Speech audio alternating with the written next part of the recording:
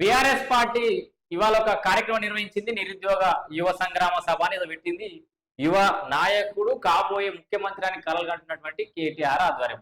ఇవాళ చాలా మంది కొంతమంది నిరుద్యోగుల పేరుతో తీసుకొచ్చి కొంత స్పీచ్లు ఇప్పించారు. పాపం వాళ్ళ వల్ల వాళ్ళకు కూడా జరంత ఇబ్బంది అయింది అనుకోరి. ఇగో గిడ ఆస్మా ఏం మాట్లాడుతుంది ఒక్కసారి చూడరు. ఈమె నిరుద్యోగిగా చెప్పుకుంటా ఉంటది. మరి ఇప్పటికే కొన్ని ఏళ్ళు అయితే చెప్పుకోబట్టి ఇంకొక 5 ఏళ్ళు 10 ఏళ్ళు కూడా అట్లే చెప్పుకునేటట్టుంది.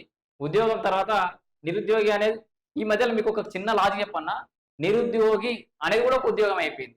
5 ఏళ్ళు 10 ఏళ్ళు ఏదో ఒక ప్రతిపక్ష పార్టీ తోటి మంచిగా నడిపించచ్చు కథ వ్యవస్థ. నిరుద్యోగిగా చెలామణి. సో నిరుద్యోగంలోనే ఉద్యోగం ఉందన్నట్టు. కేసు వేయించుకుంటారా ఆమెకు?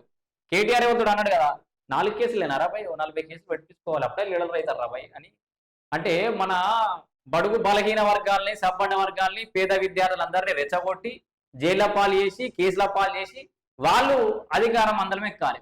అంతే తప్పితే వీళ్ళు ఎవరి విద్యార్థులను బాగుపరిచే అవకాశం అయితే ఉంటుంది. ఇక్కడ అశోక్ నగర్ లో విద్యార్థులకు సంబంధించి ఆ గ్రూప్స్ కు సంబంధించిన ఉద్యమం నడిచేటప్పుడు ఏం చెప్పింది కేటీఆర్. సో దీని గురించి మాట్లాడే ముందర ముచ్చట చెప్తా. కోర్టులో కేసేస్తా, దానికి సంబంధించి కోర్టు కేసు గెలిచేదాకా ఖర్చులను నేనే భరిస్తా, నేనే కొట్లాడతా ముందటుంటా అన్నాడు. ఇంకో అంటే ట్రెండింగ్ ఇష్యూ వేరే రాగానే దాని మీదకి వెళ్ళిపోయాడు. ఇక్కడ కోర్టుల కేసు విద్యార్థులకు అనుగుణంగా రాలే. ఈ లోపల కేటీఆర్ నమ్ముకొని ఎగ్జామ్ రాయకుండా ఉన్న వాళ్ళేమో గిట్లనే నిరుద్యోగులను వీలిపోయారు. గదే కేటీఆర్ సభలేంబడి తిరగాల్సిన పరిస్థితి ఏర్పడదు. మంచిగా ఎగ్జామ్ చదివిన వాళ్ళు ఏ ప్రభుత్వం అయితే ఎన్నిసార్లు ఎగ్జామ్ పెడితే రాస్తా, నాకు ఉద్యోగం ఇంపార్టెంట్ అనుకునే వాళ్ళు రాసిరు, ఉద్యోగాలు సంపాదించారు. వీళ్ళేమో ఉద్యోగాలు లేక నిజంగానే ఇంకా కూడా నిరుద్యోగులాగా మిగిలి కేటీఆర్ పార్టీకి సంబంధించిన సభలేంబడి కూడా తిరుగుతున్నటువంటి పరిస్థితి. ఇంకేం మాట్లాడింది ఒకసారి రోడ్డు రేమే.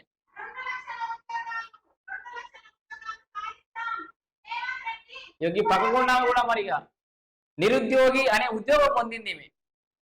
సో మైక్ల ముందు నిరుద్యోగిలాగా ఉన్నటువంటి వ్యక్తి ఇలా కేటీఆర్ పక్కకు మంచిగా కూర్చునేటటువంటి స్థాయికి అయితే ఎదిగిన సంతోషం. అది కూడా ఒక రకమైన ఉద్యోగం అని అనేది నేను గిద్దికే.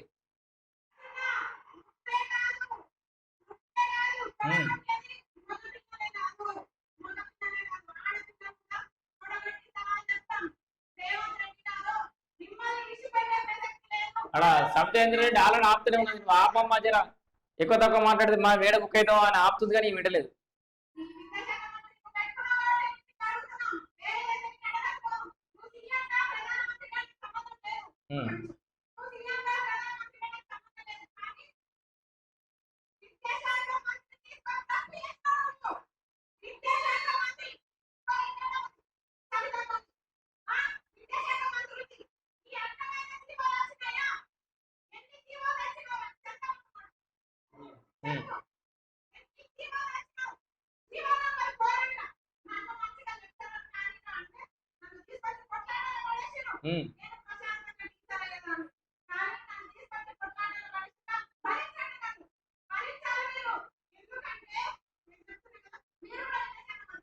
కరెక్ట్ కరెక్ట్ అది కొంచెం మంచిగా. కొత్త జీవోలు గుంటికి రాలే కానీ ఆస్మా గారు ఈ మేడం గారు ఉన్నప్పుడు పేపర్ లీకేజ్ టీఎస్పీఎస్సికి సంబంధించి పేపర్ లీకేజీలు అయినాయి. ఆల్రెడీ ఇదే సభలో కేటీఆర్ గారు స్పీచ్ వినండి, వెనుకకు పోయి ఆయన ఒప్పుకున్నాడు. వాస్తవమే కావచ్చు, కొన్ని పొరపాట్లు అయితే జరగచ్చు, మనం ఉన్నప్పుడు పేపర్ లీకేజ్లు అయితే ఆయన మాట వాస్తవమే అని చెప్పేసి కేటీఆర్ ఈ రోజే ఒప్పుకున్నాడు ఈమె స్పీచ్ తర్వాతనే. అంటే పొరపాట్లు జరిగినాయి, సామాజిక న్యాయం చేయలేకపోయినాం, అందరికీ సమాన న్యాయం చేయలేకపోయినాం, ఉద్యమకారులను గుర్తించలేకపోయినాం, కార్యకర్తలను కాపాడుకోలేకపోయినాం అని పదే పదే పదే పదే సభలల్లో కేటీఆర్ వాళ్ళందరూ చెప్తూనే ఉన్నారు. బయటకు వచ్చినటువంటి కవిత కూడా చెప్తూనే ఉన్నది. ఇక వీళ్ళు పోయి వాళ్ళతో సొబది లేదు.